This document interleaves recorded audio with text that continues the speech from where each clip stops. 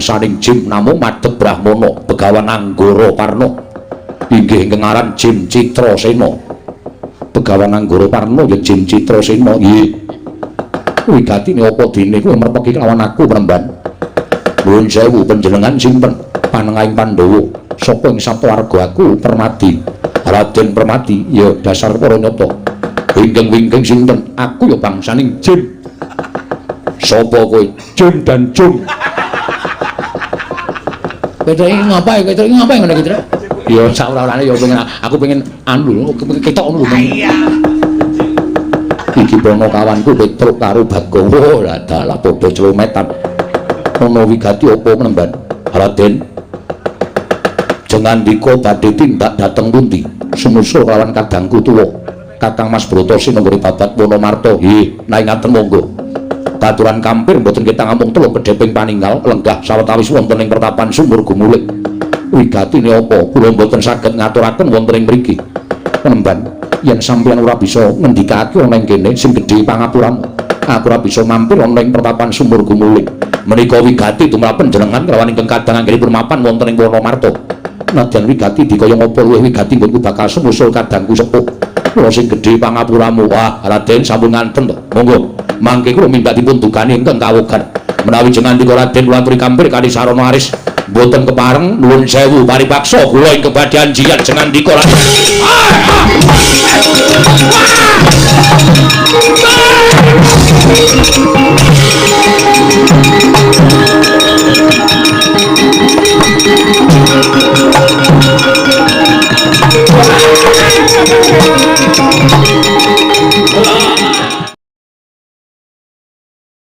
Ora dadi ngopo lan sira wis ngaturake pasgan tumraping pun kaki utawa pun kowe ngetal kondo banget panarimaku akarya bombong penggalian waktu ngetal kondo mung kepareng aku ngaturake budi astawaku kunjuk ngersani kaki Prabu Dastarata kula tampi ndadosaken suka marwata suta amawahono kabagyaning gesang kula wa Penemban mugi tasih cak nuwangken jenengan dika lenggah wa Penemban Bisma ing ngetal kondo kaki Prabu kaya wis ora kurang kepenak praptaning waktu ngetal kondo dina samengko iki nggih kaki Prabu Dastarata Patih Sengguni prayogakno nggone wong adhem ngarsaning sun nggih sampun boten kirang prayoga anggen kula ngabyantur ngersa paduka Gusti kula ingkang sinuwun namung denen sak sampunipun kepareng kula ngaturaken sembah sumengkeming pangabektinipun ing abdi kunjuk sandhapada paduka Kakang Adipati Dastarastra sesembahan kula ya suman tak tampa ora liwat pangestu tampan ana kula pundi jimat paripin dayana ing kasantosan Begawan Druna padha raja sapratamu oh inggih sinuwun tansah pinanganing kawidadan nering sampikala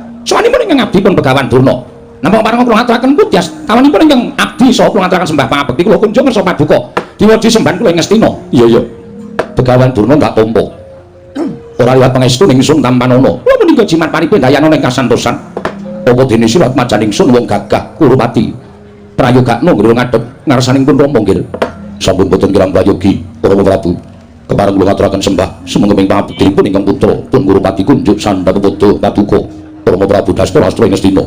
Ya, tak tampa. Ora liwat pangestu ing wong tuwa tampan ana kula ndingga jimat dayana ing kasantosan Rama Prabu. Datanan anak-anakku lan kadang-kadangmu kabeh aja nganti ana ing pedha salmanuk. Pun lumrah ambabarake wigati ning pasewakan dina samengko iki Kurupati.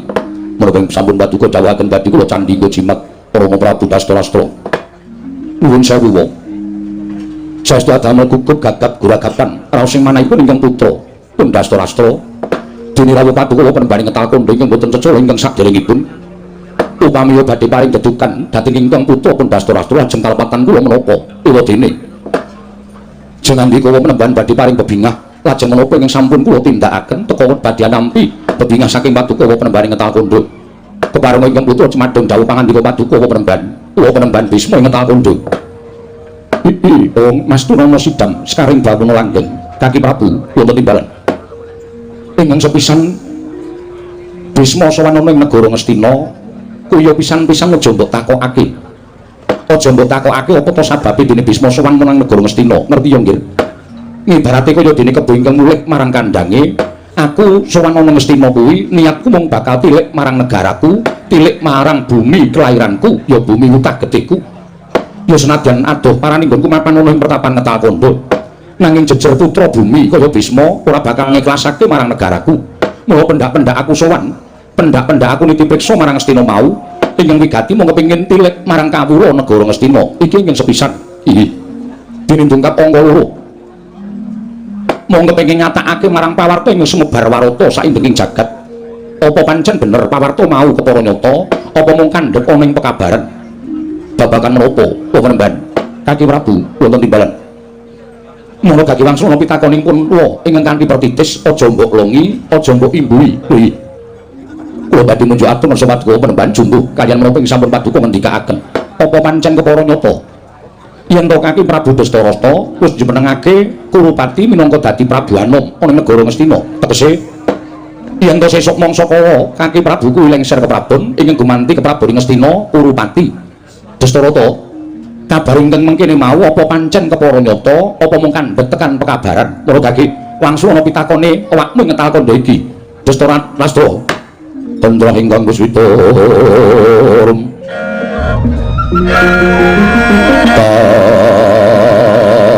Siluring samirana mre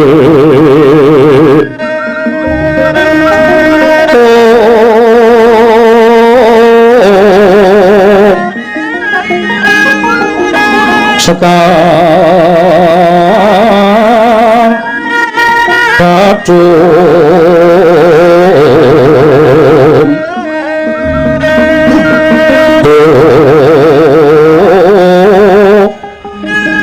nas kandana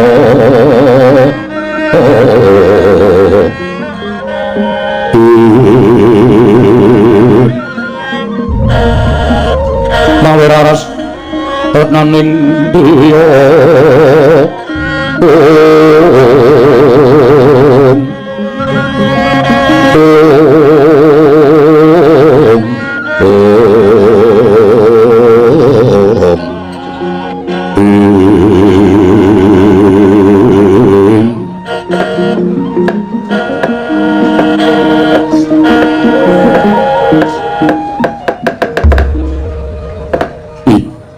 sewu kalapatanipun ingkang putra tadah Wadana penemban apan kepara saestu menapa sampun paduka dawuhaken bilih kula sampun misuda dhateng anak kula pun Kurupati minangka dadi Prabu Anom lan samangke badhe lumintir keprabonipun ingkang putra ing Astina pun Dastarastra dadi kabeh apa kang mbok tindakake mau pancen kepara nyata kasinggihan mekaten napa penemban Gusti aku tak takon marang Kaki Prabu Dastarata entuk pakone sapa dene sira njenengake si Kurupati minangka dadi Prabu Anom lan dasarmu apa Kaki Prabu wali-wali menapa tadah duka ing sak langkung kathah penemban krana sampun boten wonten ingkang kula toleh-toleh malih persasat sampun kecalan lacak anggen kula nulari wonten pundi durungipun anak-anak kula para Pandhawa milih kadang kula pun Yayi Kunti Talibrata kula tasih kemutan bilih negari menika istripun ingkang kagungan inggih menika para Pandhawa anak-anak kula namung semanten napa-napa penemban boten mireng dhateng pekabaran ingkang sampun sumebar bilih anak-anak kula para Pandhawa miwah Yayi Kunti Talibrata boten kanthi kanyana-nyana sami pejah kabesmi wonten ing bale golo-golo wonten ing kitha Pramanakati wonten ing Waranawata wonten pesangganipun para Pandhawa tut nalika semanten kabesmi duka geni ingkang dugi saking pundi kula piyambak boten mangertos inggih menika kandadosaken jalaran pejahipun anak-anak kula para Pandhawa miwah sedanipun Yayi Kunti Talibrata inggih mekaten gandeng sampun ngantos negari Ngastina menika kumplang menawi ingkang putra pun Dastarata lengser keprabon tumunten kula njenengaken anak kula pun Kurupati minangka dados Prabu Anom wonten negari Ngastina mekaten kula penemban menggah dasaripun menapa ta sababipun dene kula njenengaken anak kula ing benjangipun badhe kemanti keprabonipun ingkang putra pun Dastarastra Gusti aku tak takon karo Kaki Prabu sing ngandhake nek Pandhawa wis mati ana ing kutha Pramanakati ana ing bali golo-golo mau sapa sing matur yen to Pandhawa wis tekaning pati klebu si Kunti Talibrata uga tekaning pati ana ing bali golo-golo mau sapa mboten sanes kejawi namung Patih Sengkuni inggih Harya Suman kula penemban larak tenan to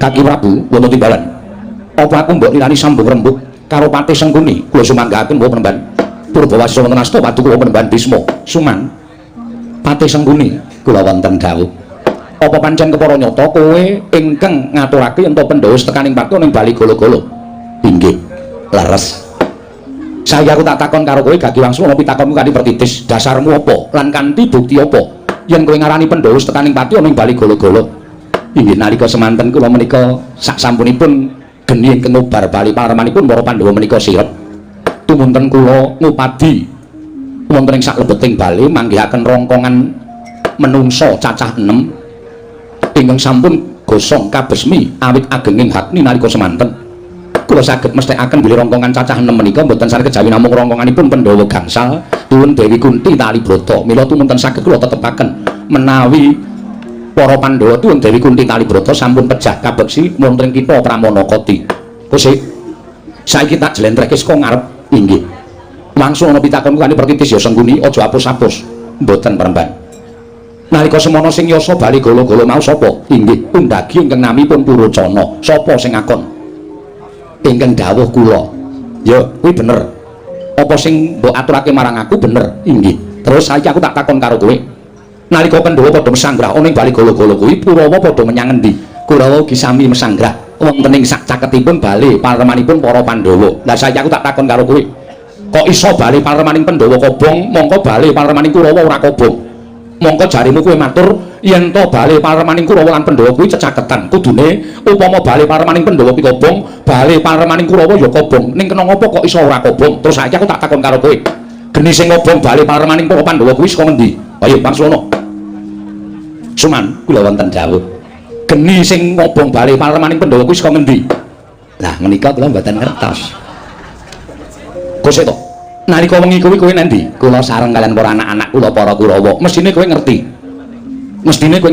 mbok menawi para Pandhawa anggenipun sami mapan tilem mboten sami pernah tumuli sukunipun mancal dilah lajeng ngubar bali paremanipun para Pandhawa menika ugi saged wonten malih panyakra bawanipun ngabdi kepatihan Bratasena menika wujudipun mboten leren-leren mbok menawi anggenipun mapan tilem supe anyecek rokokipun tumunten saged ngubar bali paremanipun para Pandhawa ya perkara wangsulanmu tak tampa ning perkara bener karo ora mengko keri inggih lah saiki aku tak takon karo kowe nalika semana kowe weruh bali paremaning Pandhawa kobong inggih kula nyumurupi penemban kok yen bali paremaning Pandhawa kobong kowe sak Kurawamu ora budidaya nyirepmu baling geni kowe woh apa terus Kurawa 100 cacahe mau upama bebarengan padha nyirepmu baling geni tak kira bisa sirep ning sebab apa kaya-kayane lah kok kowe malah meneng wae ora tumindak apa-apa nyumurupi bali paremaning Pandhawa kobong mau sengguni panjenengan menika mboten mriksa ampun sok ndakwa kula menika sampun bendung kali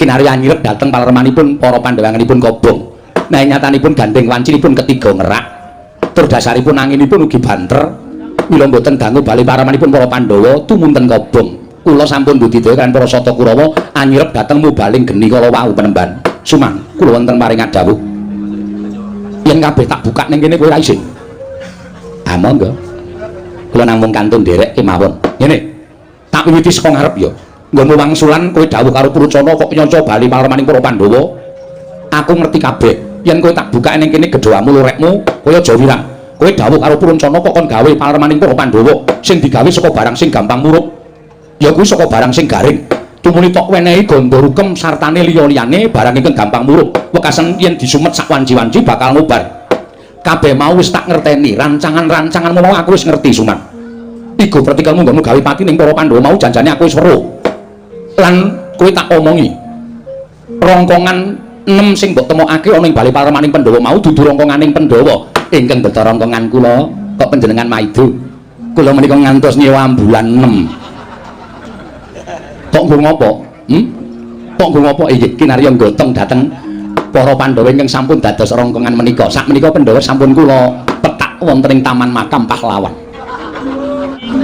nitik bilih para Pandhawa menika pancen mustikaning jagat mustikaning para satriya kusik to aja mbok wangsuli kang dadi gunemane Bisma ning rungokno nek bener-benerno nek kleru kowe wangsulan oh inggih ngestaken dawuh rongkongan 6 sing mbok temokake ana ing bali paremaning para Pandhawa mau dudu rongkonganing Pandhawa ning kowe kelingan ora Purocana kuwi duwe anak cacahe 5 mongko anake lanang kabeh nalika sak rampunging gawe bali paremaning para Pandhawa Purocana arep bali ning omahe ora tok keparengake ning tumuli tok kon turu ning empering bali lah sing kobong mau dudu kok para Pandhawa nanging kuwi rongkonganing anake Purocana sak puroncanane mula cacahe ning 6 terus tok akoke yen to kuwi rongkonganing Pandhawa mangkir yen to kula menika gadah seksi lho seksimu sapa Kakang Penemban Durna apa Durna ngerti rongkongan cacah 6 lah ya ngono to Kakang sampeyan prisa dhewe dek kapan Kakang Durna pripun Sampeyan tak ya prisa dhewe to. Rongkongan cacah 6 Begawan Duna. Kula wonten dawuh penembahan. Apa kowe ya ngerti? Nuwun sewu nek bak ngertos menika mboten. Namung kula menika namung sumurup wujudipun rongkongan ingkang sampun dipun tutup inggih menika mori pethak. Ewa dene nalika semanten badhe kula bikak, badhe kula titik menapa menika rongkongan Pandhawa menapa sanes ning Adipati Harya Sengkuni mboten dipun parengaken. Tumunten kula dipun dawuh supados dados saksi tama bilih menika para Pandhawa tuwin dari Kunti Kalibrata anggenipun pejah kabesmi wonten ing telenging bali paremaning para Pandhawa. Lho niku. Kakang Durna iki mawon sampun sami lan sampun paring dawuh kados mekaten. Durna wong gelem dadi seksi mergo dheweke ora ngerti sak putuhe rongkonganing Pandhawa. Wis ngene wae Sengkuni. Ora sakakean gunung tanpa gunung. Kabeh rancangan-rancangan mau aku wis ngerti, nggonku kepengin makeni marang para Pandhawa. Ning jebule Gusti durung ngeparengake sirnaning para Pandhawa. Pandhawa saiki isih urip, nuwun sewu. Panjenengan kanthi dasar menapa kok Pandhawa tasih gesang? Nyatane aku weruh dhewe Pandhawa isih mapan ana ing alas Ngeka Cakra. Sanes, menika sanes Pandhawa. Pandhawa sampun gesang utawi Pandhawa sampun pejah. Menawi Pandhawa tasih gesang menika lajeng mbok menawi sak menika wonten pundi wong nyatanipun sampun nyebar para prajurit tepung gelang kekalangan boten saged manggihaken para Pandhawa. Panjenengan menika ngayawara betekipun panjenengan menika tresna kaliyan Pandhawa. Lan panjenengan boten tresna kaliyan para Sata Kurawa. Suman, aku ki wong tuwa. Kurawa ya tak tresnani, Pandhawa ya tak tresnani. Karepku kuwi antaraning Pandhawa karo Kurawa kuwi aja padha bendak sirah, aja padha bejegan. Ning mangune pancen ana menungso sing seneng benthik-benthike Pandhawa karo Kurawa. Wiwit kuncung nganti gelem, wiwit jabang nganti celaprang ora leren. Nggonmu tansah budidaya gawe cungkrahing para Pandhawa lan Kurawa. Ya apa ora? Ayo wangsulan. Niat kula mboten ngapa. Kula menika namung kepengin momong kalian Kurawa. Momong karo Kurawa, ning Kurawa mbok mong kanthi sasar susur tumindake. Kanthi ora bener patrape. Mekasan Kurawa padha gedeng karo Pandhawa, Pandhawa sing maune ora gedeng karo Kurawa, mergo mbok warai, Pandhawa dadi gedeng karo Kurawa, mergo saka tingkah lakumu, mergo saka polahmu tak kandhani. Lan kowe ngerti yo? Pandhawa isih urip, sing kok kandhake mau mung ngayawara, bedake kowe ngibarati kaya dene wong golek pendhok supaya ketok raimu ning ngersaning kaki Prabu Dastarata. Aku ngerti. Apa to sebabe kowe tansah benthik-benthike Pandhawa lan Kurawa, mergo kowe menungso sing emoh kilangan kamukten. Nek nganti Ngastina iki ditampa dening para Pandhawa, kowe ora dadi patih. Ning yen Kurupati sing dadi ratu, kowe dadi patih, slegrang-slegrang nyam kamukten, kowe wareg ketemu blenduk gaglak bondo negara ya to. Wangsulan, Dik. Mang. Wangsulan. Iya apa ora? Ayo wangsulan. Apa mbok kira Bisma ora ngerti gedhamu? Kaki Prabu. Kaki Prabu isih kelingan apa ora? Nalika Pancala ana sayembara. Nggih, kula tasih kemutan kula penemban Pancala wonten sayembara. Negara Pancala ana sayembara biyen apa ana sing anak putuku Kurawa apa ana sing melu Sengkuni? Wonten. Sapa? Anak Mas Kurupati. Menang apa kalah kanthi Gandamana? Nggih, pangestunipun kawon. Kalah itu dalu pangestu. Ah menika sae kula wonten mriki menika. Kowe tak kandhani. Kowe ngerti sapa sing iso menang? Iso ngangkat Gendewa lan iso ngasorake Gandamana nalika semana. Kowe ngerti ora? Nggih, wonten pandhita muda 3 cacahipun. Mali kejubah pethak cemeng lan kuning lan kowe sumurupa kinarya bukti yen Pandhawa isih urip sing iso menang ngukup para Drupadi nalika semana ora ana iku coba wong pendhita muda 3 cacahe ing nganggo jubah putih kaisipun Tadewa ing nganggo jubah ireng kaisi Bratasena sing nganggo jubah kuning kaisi Permadi kabeh padha urip ana ing tengahing alas uripe kerendet ri bebondotan nggone mangan mung woh-wohan ana ing tengahing alas sarta ngiling ngombe mung banyu sendang Dastarata kowe dadi ratu kok ora ngadil kowe dititipi anak karo Pandu titipane anake Pandu mbok sia-sia anakmu slegrang-slegrang nyam kamuten rupian-rupian kekeceh bondo picis ana negara Ngastina terus saiki aku tak takon yen patrape kaya ngono ku apa patrape ratu sing adil tumrap kulawargane Dastarata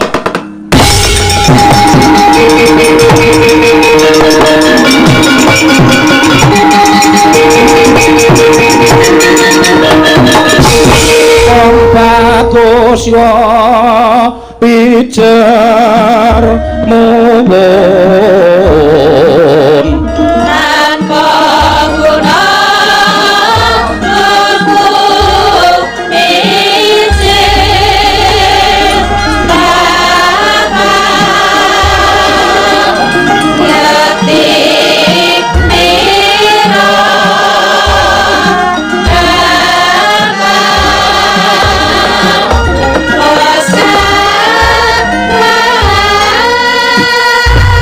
Hyang Agung paringana pepadang dhateng jasad kula Dewa mboten kinten babar pisan bilih sisik anggen kula ngasta bawat peperintahan negari Ngastina Yai Pandu pun kakang jaluk ngapura ya Di Ngastina ora kaya dek nalika diasta dening Yai Pandu Ngastina rusak Ngastina remuk bubuk dadi rempon kahanane Wong Kakang Ratu ingkang tuna ing budi cingkrang ing samubarek.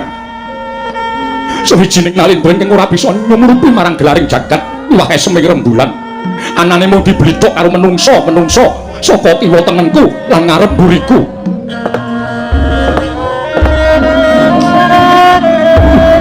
Kula Premban. Kula nyuwun pangapunten kula Premban. Atur Pak. Pangapunten Kakang Adipati mestenipun boten nganten anggen paduka ngraosaken dhateng kawontenanipun nampan menika. Tumrap kula boten wonten undu-unduanipun menawi para Pandhawa menika tasih gesang.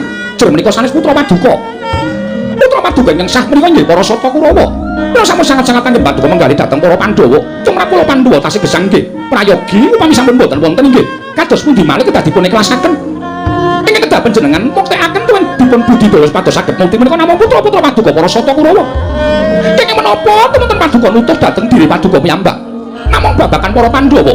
Menika naminipun panjenengan menika bebecer dhateng penggalih ingkang tanpa gina Kakang Adipati dari wong wadon mamah kendali. Senengane mulah-muluk karo wong lanang. Iki dudu perkaramu, iki perkaraku. Mergo ora ngasake duwe anak para Pandhawa. Pandhu kuwi adikku dari. Aku mukti ngawibawana negara Mestina dok nalika semono isih diasta dening Prabu Pandhu.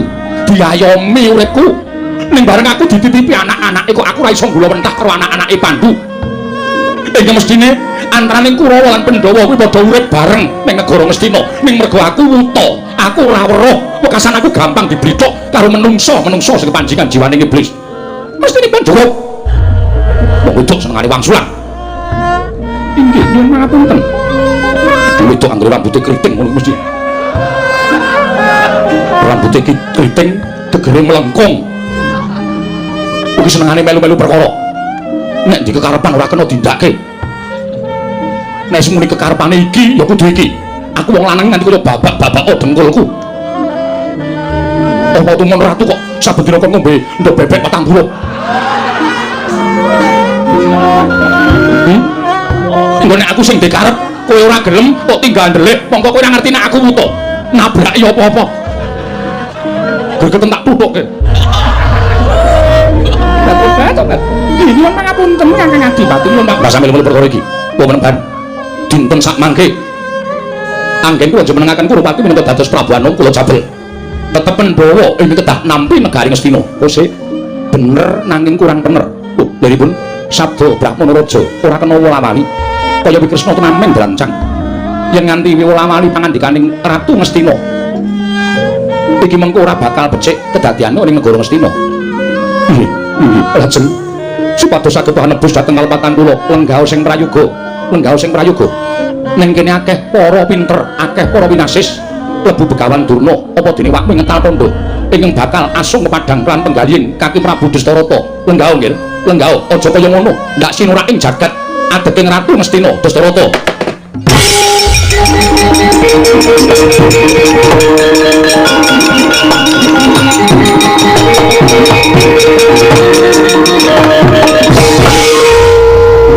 Kula Premban sewu-sewu kalapatan kula nyuwun pangapunten. Ya ora dadi ngopo. Ingkang pigati saiki perkarane dirembug Begawan Durna. Kula wonten paring adhawa. Kowe kawit mau kok ora sambung rembug. Mara gage matura, iki carane kepiye supaya kabeh padha trimane. Oh, kandhak blaguduk suwaru gembel, sumarante hawela. Nuwun sewu Premban. Menawi saking pamayaginipun ingkang abdi ing saka limapun Begawan Durna, kula menika apal kaliyan para Pandhawa. Pandhawa menika piyantunipun sabar, ikhlas. Menapa-menapa tansah dipun tampi dening para Pandhawa. Mila samangke Pandhawa dipun lintoni bumi ingkang wiyaripun lan suburipun sami kaliyan negari Ngastina. Lah kuwi pamrayoga ingkang bener. Sabanjure saiki aku tak takon karo kowe banjur bumi ngendi sing padha karo Ngastina. Ah, menawi areal pertanahan menika kula mboten mangertos ngertos Adipati Harya Sangkuni. Suman kula wonten dawuh. Apa kene isih ana bumi ingkang jembar lan subure padha negara Ngastina tasih. Ngendi Suman? Namung tasih wujud wana ingkang namipun wana Marta. Inggih wana Mrentani. Kosek-kosek. Aja kesusu. Biyen dek nalika aku isih enom biyen tau nderekake Kanjeng Rama Prabu Sentanu bebedak ana ing wana Marta. Kuwi dudu wewengkon Ngastina, ning kuwi wewengkon Wirata. Menika rak riyin. Sasampunipun ing abdi dados patih menika pathokipun kula wiyaraken piyambak. Lho. Pathoke mbok jembarke dhewe nggih. Apa entuk dipalilaing wong Wirata? Mboten namung niat kula piyambak supados Ngastina saya jembar. Lho. nek kowe jembarke pathok kuwi kowe nerak pernatan hukum. Hukum menika ingkang damel kula tak diterak menika dos pundi. Hukum Ngastina menika ingkang damel kula. Mila mboten wonten hukumipun. Nek ora ana hukum negara kowe bakal dihukum karo sing gawe urip. Perkara hukume sing gawe urip kuwi ngrasake sing nek wis mati. Saiki rasa ngrasake hukume sing gawe urip wong kula aku ya ming budidaya supaya Ngastina saya subur, saya akeh sandang pangan sing metu saka wulu-wetu negara Ngastina. Ning sampean nerak pacak marang wewengkon tapel wates negara ing Wirata Dipate kajenge to sampean mboten sah rewel. Butuhe ngaten kemawon. Dadi Wonomarta nggih. Nuwun sewu, sing arep diwehi Wonomarta niku sapa? Lho, Pandhawa sampun pecah. Kula buktinipun ngene wae Sengguni. Saiki ngene, timbane kakean gunung tanpa guna. Ayo kowe karo aku, nadyan aku pendhita, ora nate tumindak dosa. Ning mergo saka lambemu sing angel diindakake, ngene wae. Nek Pandhawa mati ngetal kandha kukupen kabeh. Ning nek Pandhawa isih urip, kowe minggat saka Pasa Jenar. Lho, Mbak. Lah niku kula mboten wani. Wong kula menika le nemokke rongkongan inggih mbok menawa. Lah tegese kuwi isih durung mesti ento Pandhawa tekaning pati. Mongko aku nyatane wis weruh dhewe ento Pandhawa ngukup lan bisa mupu sayembara ing Pancala. Wis mingkari titen-titenan. Monggo menawi dipun buktekaken kemawon Pandhawa tasih pecah utawi tasih gesang menapa sampun pecah. Yo saiki dinteni. Yen nganti mleset tuturing Begawas Bisma, aku tak lerek dadi pendhita ora mendhita ning Talkandha Sengguni. Rekat lampahing rata tan Pandara. Pateng sukuning arga ram kang tumingal.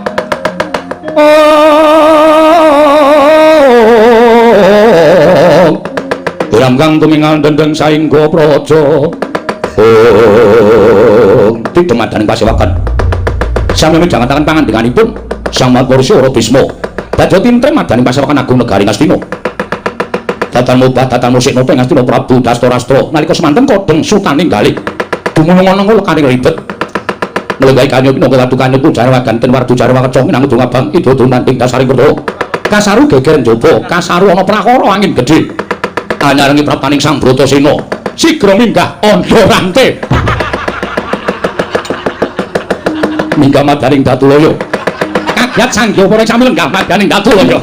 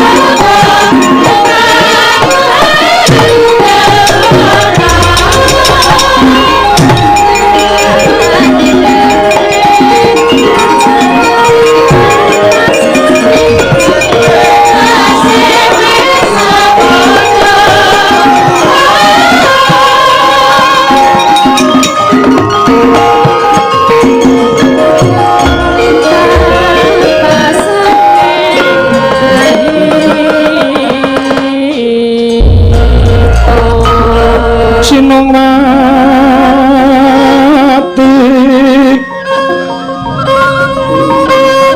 Sinong mati jagat kenari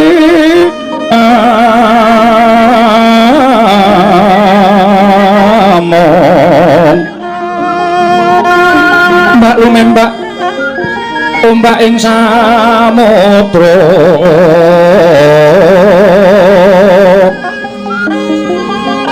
ae ana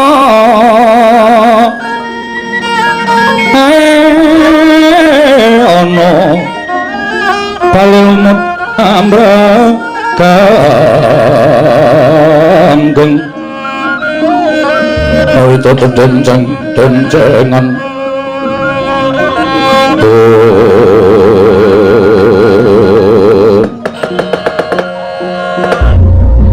latal dari kendali kula ngendika ngadhawa menapa ngati mati gumarubuk kaya nangin gedhe ing mlebu jroning kedaton negara Ngastina pangiraku kaya ketaman prahara lah kok sirep-rep ilanging maruta ana gandha arum iki sapa dari ingkang sowan sapa atobat nyuwun pangapunten menika ingkang ketingal sowan putra paduka piyambak lho sapa Dursasana apa piye sanes Kartomarma menika ugi sanes apa biranganing Kurawa sak birangan munggaling Batraya menika ugi sanes Kakang Adipati lha iya lah sapa menika putra paduka mingkat bajanipun Nyanyi Kunti kali Brata pun Bratasena sapa Bratasena Bratasena anakku inggih kasinggihan mekaten Suman mau nanti Sengguni mau nanti wonten mriki Suman kula wonten maring adhawuh sing teka iki sapa sing prata iki sapa inggih anu sinten niku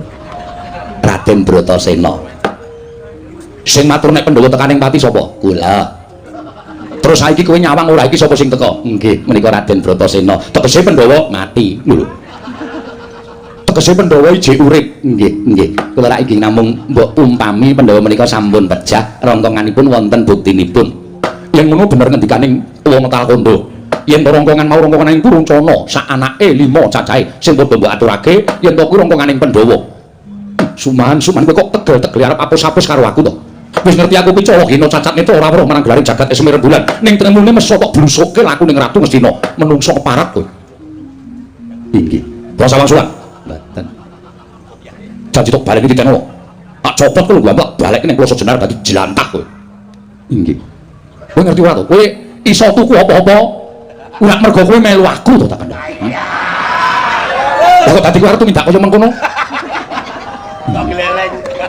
turun Mbak Yum ora melu aku dadi apa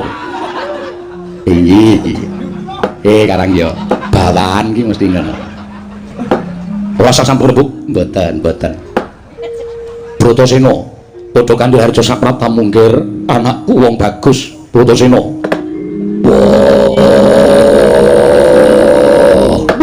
biye suaramu nadyan aku ora weruh marang gelaring jagat semiren bulan wis ora iso weruh marang endahing jagat ning aku iso krasa Sabirata dedepi adekmu gene suaramu kaya mengkono Dastarata bapakku aku ngaturake basa aku katura ya tak tampa cah bagus pangestu ning wong tuwa tampan ono ndak gegem dadekake jimat Bisma kakekku aku ngaturke sembah iya dalah putu ya rahayu ya nggir tansah kinalisna saka Rubida pangestu ning wong tuamu tampan ono ndak gegem dadekake jimat Durna bapakku aku ngaturke sembahku katur lole anakku ngger anakku wong bagus Bratasena wong sing tak tresnani ora kejaba mung kowe ya Bratasena semenjak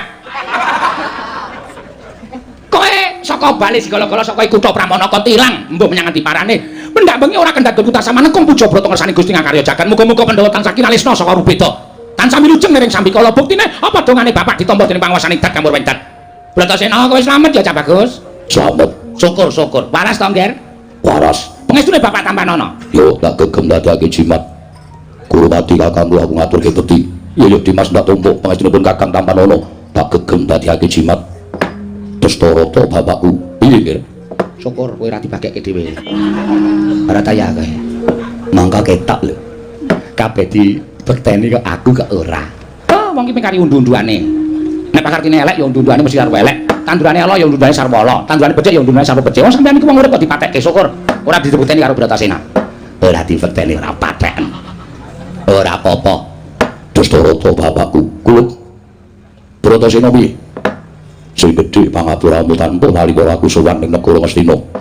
Mestine wae ora usah perlu ngaturke sepira kelebutan. Ngastina iki darbeking para Pandhawa. Pandhawa duwe kewajiban tumrap ing negara Ngastina, mula ndak keparengake mlebu metu laladan lan wewengkon Ngastina. Yo ngaturake panuwun. Sabanjure ora duwe niat nedya gawe goreh penggalihe Dastarata bapakku. Niatku mung kepengin nanjihake bab negara dudu kuwi. Lah nanjihake bab apa? Aku mung kepengin krungu ngendikane saka Dastarata bapakku duk nalika Bapa Pandhu bakal nurut marang Kasidhan Jati. Bapa Pandhu weling apa karo Dastarata bapakku? Yo. Nadyan wis mataun-taun nang aku ora bakal lali, Kakang Adipati. Kula titip anak-anak kula Pandhawa, kula Tringgala Wentah, tuwin kula titip negari Ngastina saketahipun.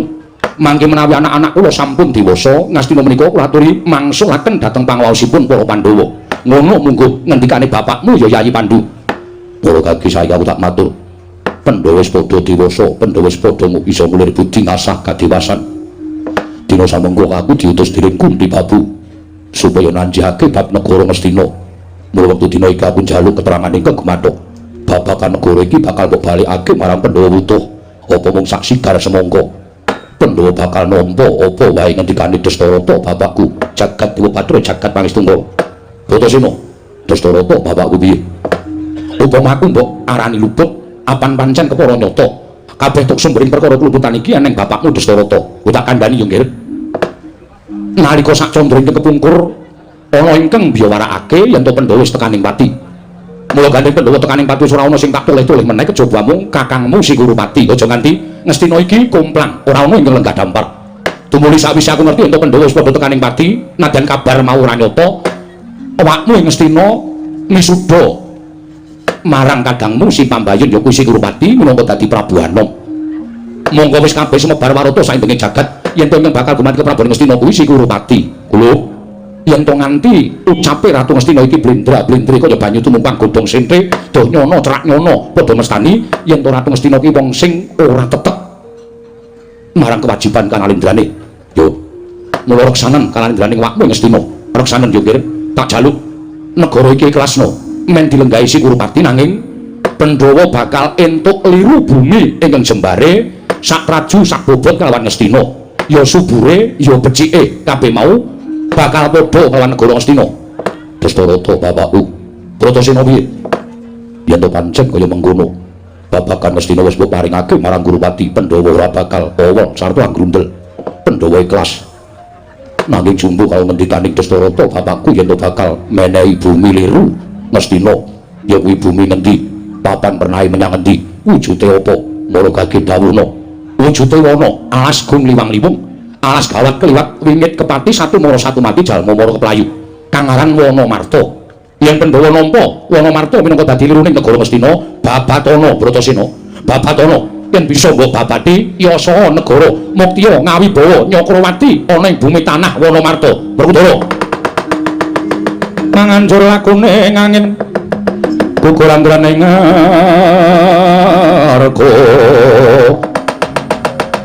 Kukurandrane ngarga Guru Gurnita kakiri-kiri.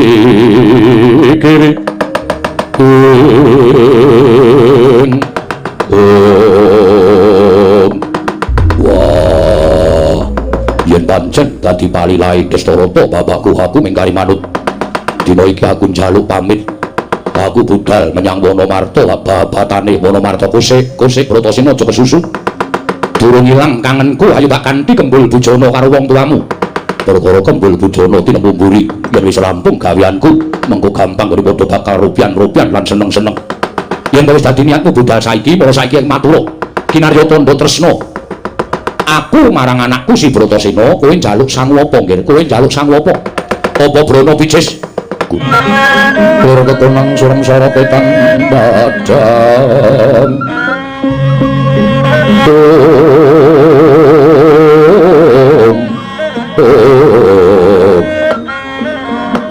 enten apa Ndara?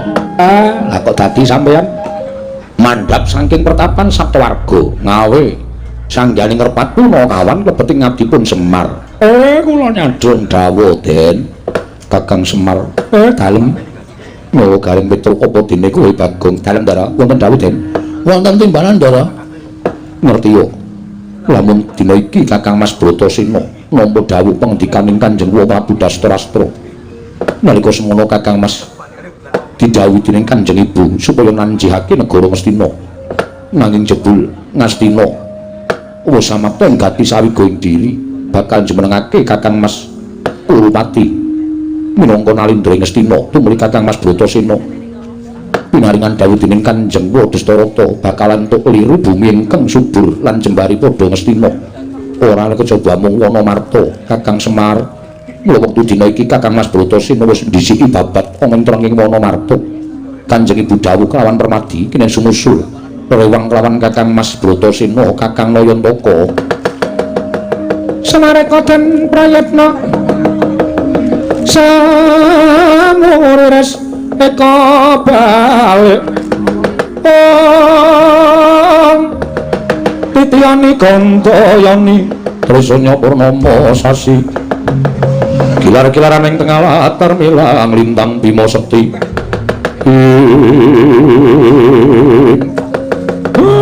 nawi mekaten sampun ngantos kedangun lho Den sabab kula mireng pawarta nek Wonomarta niku alas gawat kliwat wingit kepati satu mara satu mati jalma mara keplayu nek sampeyan mboten ngati-ati menika mangke mboten ulunga badhe ngembet dhateng kesugihanipun ingkang Raka Ndara Bratasena anak mujane ingkang keri Kakang Semayuta laku jan Prabu Kakang Nayantaka samareka ten prayitna semuris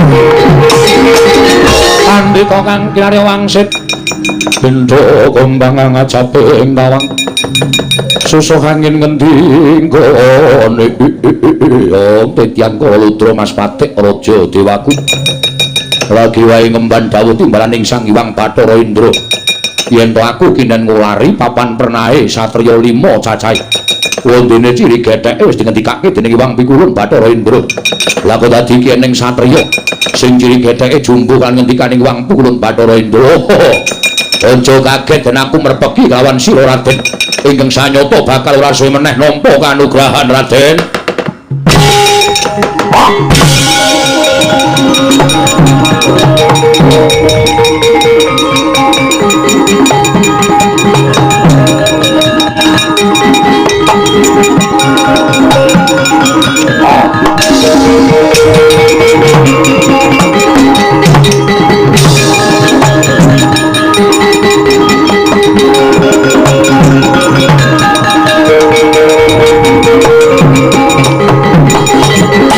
Rido mangawur ngawur-wurahan tengarane ngajurit kong makulu kong so tetep baya butuwa nunami pasan kalimantabi tinebina ngirodini dumawaing tawang tulang linepat noing tulaman Raden kula ingin merpeki dateng jengandika Petro nun ana pendhita yaksa merpeki kelawan aku ngatos-atos lho Den ngatos-atos niki ning tengah wana ngati-ati lho Den ngati-atos dipernahke Ora ngaturaken relinggo. Ubah. Ha iya. Iki Ndara Janaka, Ndara Permati. Ah iya, aku ya ngerti. Penemban sampeyan sapa? Dipun tepangaken kula menika pandhita saking Sumur Gumulik. Lan nuwun pangapunten menawi kula menika donyanipun benten kaliyan panjenengan. Kula ndak pespadake cat katon catura kula bangsaning Jim namung madhep Brahmana Begawan Anggara Parna. Inggih ingkang aran Jim Citrasena. Begawan Anggara Parna ya Jim Citrasena. Nggih. Wigatine apa dene kowe merpeki lawan aku Penemban? Nuwun sewu panjenengan simpen panengahing Pandhawa sapa ing sawarga aku Permati. Raden Permati ya dasar para nyata. Wingking sinten? Aku ya bangsaning Jim. Sapa kowe? Jim dan Jung. Kowe ngapain ngene iki, Tru? Ya saurane ya pengen aku pengen anu ketok ngono lho. Iki bono kawanku Petruk karo Bagawa lah dalah padha celometan. Ana wigati apa Penemban? Raden. Jangan diko badhe tindak dateng pundi? Sumusul kalawan kadangku tuwa. Kakang Mas Bratasena nggone babat Wonomarta. Nggih, naing ngaten monggo. Baturan kampir mboten kita ngomong telung kedheping paninggal lenggah sawetawis wonten ing pertapan Sumur Gumulik. Wigatine apa? Kula mboten saged ngaturaken wonten ing mriki. Penemban, yen sampeyan ora bisa ngendikake ana ing kene sing gedhe pangapuramu. Aku ora bisa mampir ana ing pertapan Sumur Gumulik. Menika wigati tumrap panjenengan kelawan ingkang kadang anggenipun mapan wonten ing Wonomarta. Nadyan wigati dikaya ngapa luwih wigati nggonku bakal sumusul kadangku sepuh. Kula sing gedhe pangapuramu. Wah, Raden sampun nganten to. Monggo, mangke kula minta dipun dukani ingkang kawogan. Menawi jenengan dika Raden kula aturi kampir kali sarana aris mboten kepareng nuwun sewu paripaksa kula ing kebadyan jiat jenengan dika Raden.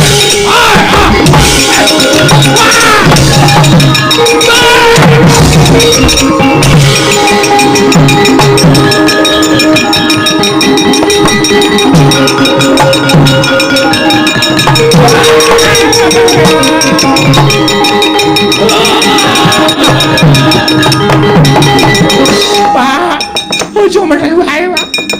Ya, lakoni iki ya.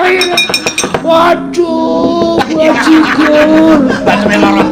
Ngopo aku nata puwe. Kowe mlayu ya mripatmu gedene semono ya ora mati kok. Ngopo kowe, Truk? Aku nderekke ndara ning tengah ngalas. Ketemu karo pendhita jarane pendhita Jim. Pendhita Jim. Jenenge sapa? Jenenge Penemban utawa Begawan Anggara Parna utawa Jim Citrasena. Weh. Citrasena? Engko gek Mbah Citra. Idol SMKI. Tak gogoki lambemu lho, Mil. Wong tuwa ora sopan ora. Jim Citrasena. Jim Citrasena Anggara Parna. Aku tepung kowe. Sapa, Pak? Kowe undagi. Kowe abdine Indra. Wah. Abdine Indra? Iso. Indra Planet. Udu. Indra sapa lan ngendika sing apik to? Mir, nek omongi nganggo wewaton. Wewaton omong. Indra sapa? Ayo gawe wis. Indra DKI. Dono kasih Indra. Oh ya ngawur Bagong ora. Sapa domong ya? Oh yae. Bathara Indra Petruk. Lah papane endi? Kowe ngetutno aku tak jujuke nggone keparang.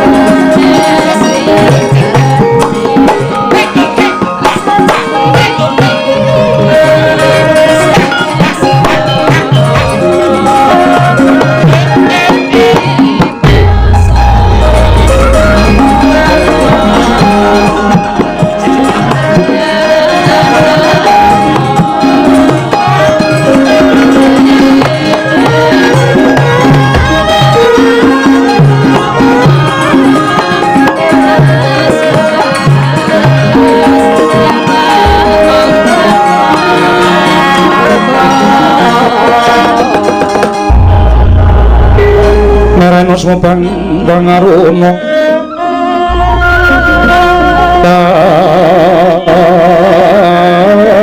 Timetraning Ukorato Satanging Kukilo Ringkani Kolo Saketer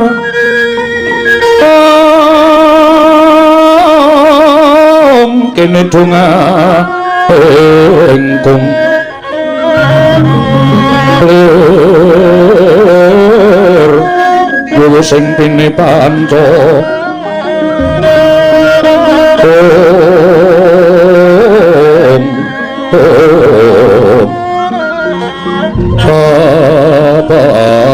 taking ayam bono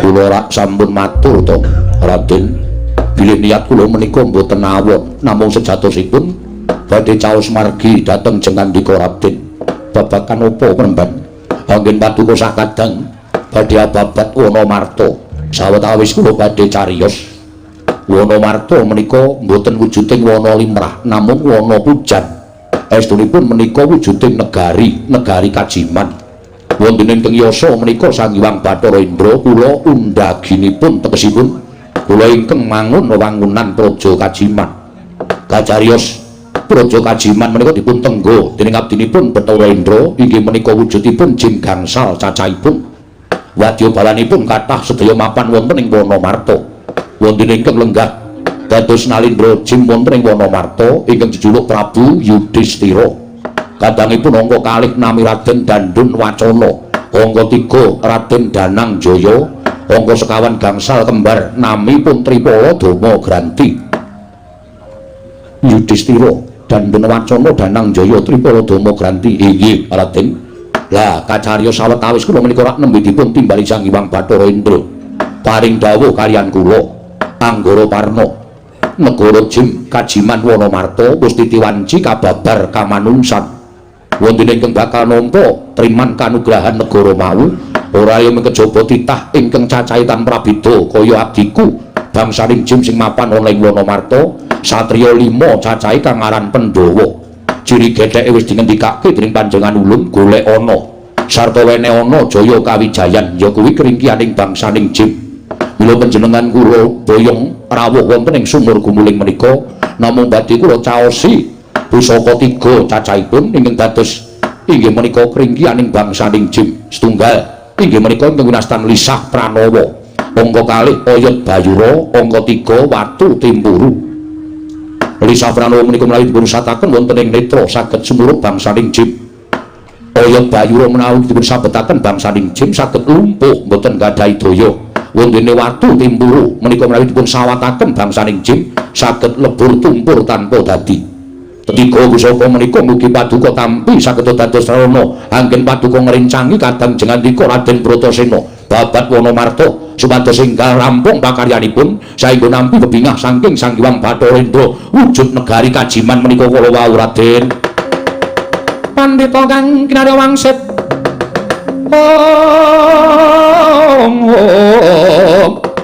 Indra kumbang ngajaping tawang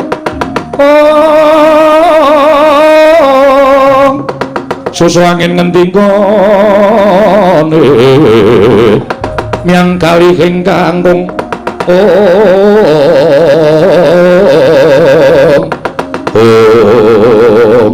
yen pemancen kaya mengkono Pramban mara gage paringna lan aku nyuwun pangestu bakal sumusul kadangku sadurunge sumusul kadangku luwih dhisik aku tak matur Kanjeng Ibu lawan Kanjeng Hyang Wiyasa menika langkung mrayogi saking pamayagripun ing abdi pun Anggara Parna sampun ngantos jengandika piyambak ning Pandhawa 5 watri nasak kelengking Wonomarta menika enggal kababar kamanungsan wujuding negari ya Pramban mara gage paringna Pramban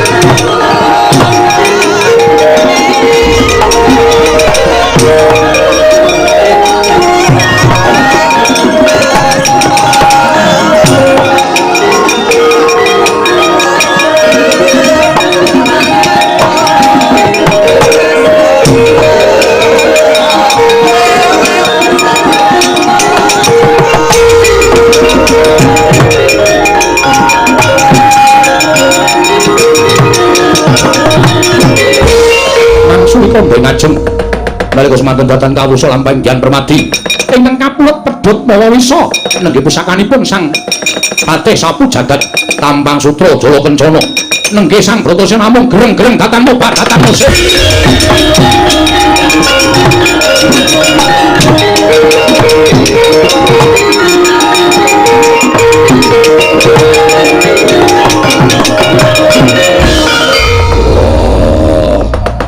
Permadi, Kuntadewa aku wis ora kuat.